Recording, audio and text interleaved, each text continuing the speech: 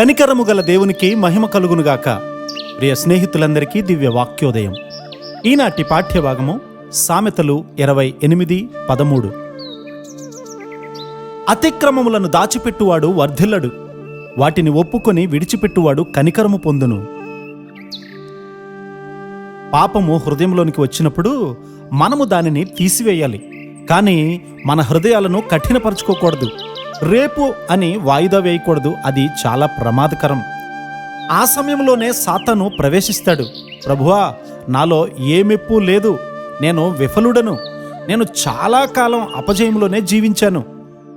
అయితే సిలువలో నీవు సాధించిన విజయమే నా నిరీక్షణ, సమాధి నుండి నిన్ను లేపినటువంటి ఆత్మయందే నా నిరీక్షణ అని చెప్పగలిగితే సాతానుడు ఏ హాని మనకు చేయలేడు. నీవు స్వంత పరిమితులను ఒప్పుకొనగలిగినటువంటి మనస్సాక్షిని కలిగి ఉంటే నీవు సురక్షితంగా ఉంటావు. తప్పిపోయినటువంటి కుమారుడు ఏం చెప్పాడు?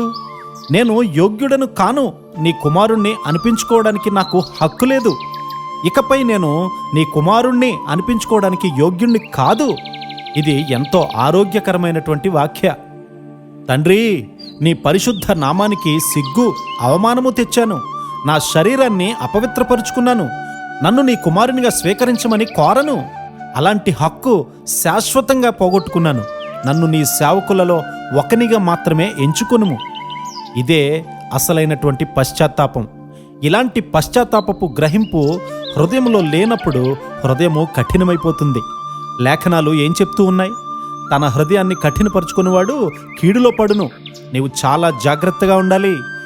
జీవవాక్యాన్ని విన్నటువంటి నీవు నీ హృదయాన్ని కఠినపరుచుకోవచ్చు, లేదా పశ్చాత్తాపపడవచ్చును.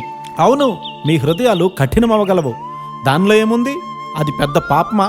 అది పాపం కాదే, ఇది కూడా పాపం కాదే అని కొందరు వాదిస్తూ ఉంటారు.